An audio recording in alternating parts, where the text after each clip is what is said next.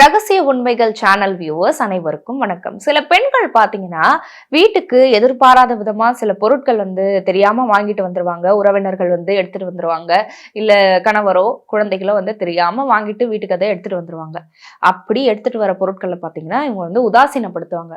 ஐயோ இது தேவையே கிடையாது, இதே இப்ப தேவையில்லாம வாங்கிட்டு வந்தீங்க, இது வேஸ்டா போயிடுமே, இது எப்படி நான் பயன்படுத்துவேன் அப்படின்னு சொல்லிட்டு அந்த பொருள் வீடு தேடி அந்த பொருளை உதாசீனப்படுத்துவாங்க. அந்த மாதிரி பண்ணவே கூடாதான். ஏன்னா நீங்க எதிர்பாராத விதமாக வீடு தேடி ஒரு பொருள் வருது அப்படின்னா அது மகாலட்சுமி அம்சமாக பார்க்கப்படுது. இப்படி மகாலட்சுமி அம்சம் நிறைந்த பொருட்களே வருதுன்னா இன்னும் விசேஷம். அது என்னென்ன பொருட்கள் அப்படின்னு முதல்ல பார்த்துடலாம். குங்குமச்சிமிழ். இந்த குங்குமச்சிமிழ் பாத்தீங்கன்னா மகாலட்சுமி அம்சம் நிறைந்த பொருளாக பார்க்கப்படுது. அடுத்ததாக நந்தி சிலை. நந்தி சிலை, அதே மாதிரி கோமாதா சிலை, அதுக்கப்புறம் பாத்தீங்கன்னா குத்து விளக்கு, இது மகாலட்சுமி அம்சம் நிறைந்த ஒரு பொருள்.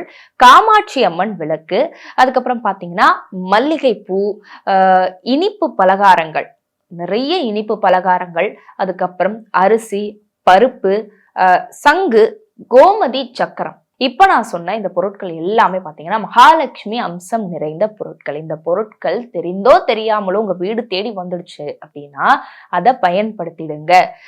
இதே மாதிரி இந்த இனிப்பு பலகாரங்கள்லாம் பாத்தீங்கன்னா வாங்கிட்டு வந்துருவாங்க.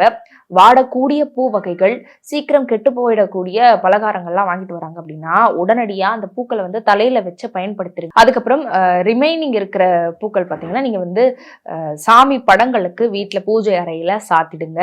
அது கெட்டு போறதுக்குள்ள இதை நீங்க செஞ்சிடணும். அதுக்கப்புறமா இந்த பலகாரங்கள்லாம் வாங்கிட்டு வந்துடுறாங்கன்னா அது கெட்டு போறதுக்கு முன்னாடி நீங்க சாப்பிட்டுருங்க.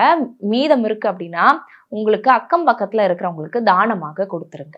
அதே மாதிரி இந்த குங்குமச்சிமிழ், சங்கு, சக்கரம், சிலை இதெல்லாம் வருது அப்படின்னா உங்க வீட்டு பூஜை அறையில வச்சு பயன்படுத்தணும். பூட்டி மட்டும் வச்சிடாதீங்க. அடிக்கடி அந்த பொருட்களை பயன்படுத்துங்க. அப்பதான் அந்த பொருள் வந்ததுக்கான நற்பலன்கள் உங்களுக்கு முழுமையாக கிடைக்கும். அதே மாதிரி நீங்க யாராவது ஒருத்தவங்களுடைய சுப நிகழ்ச்சிக்கு, சுப காரியங்களுக்கு, திருமணத்துக்கு, அது மாதிரி புதுமனை புகுவிழா இதுக்கெல்லாம் போறீங்க அப்படின்னா இந்த மாதிரி மகாலட்சுமி அம்சம் நிறைந்த பொருட்களை நீங்க கிஃப்டா வாங்கிட்டு போய் கொடுங்க. அதற்கு பதிலாக இந்த பிளாஸ்டிக் பொருட்கள் தரது, டீ கப் தரது, கப் அண்ட் சாசர் தரது, அப்புறம் இந்த கிளாக் தரது, வால் கிளாக் தரது, இந்த மாதிரி விஷயங்கள் நீங்க தரதன் மூலியமா உங்களுக்கும் பிரோஜனம் இல்லை, வாங்கிக்கிறாங்களே அவங்களுக்கும் பிரோஜனம் இல்லை. அவங்க நிச்சயமா அதை பரன் மேல வச்சிருவாங்க. இது எல்லா வீடுகளிலும் நடக்கும். ஏன் உங்களுக்கு கொடுத்ததும் நீங்க பயன்படுத்தாம பரன் மேலதான் வச்சுட்டு இருந்திருப்பீங்க. அதனால இனிமே ஒருத்தவங்களுக்கு நீங்க ஒரு காம்ப்ளிமெண்ட் கொடுக்குறீங்க, கிஃப்ட் கொடுக்குறீங்க அப்படின்னா கொஞ்சம் யோசிச்சு அவங்களும் பயன்படுத்தி நற்பலன்கள் அனுபவிக்கணும், நம்மளுக்கும் அதன் மூலியமா நற்பலன்கள் கிடைக்கணும் அப்படிங்கிற மாதிரி நீங்க பொருட்கள் கொடுக்கலாம்.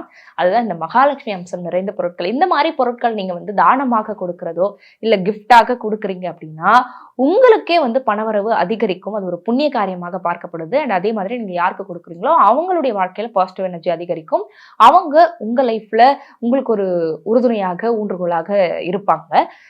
ஸோ இனிமே உங்க வீடு தேடி மகாலட்சுமி அம்சம் நிறைந்த பொருட்கள் வருது அப்படின்னா அதை உடனடியாக பயன்படுத்துங்க. அதை உதாசீனப்படுத்தாதீங்க.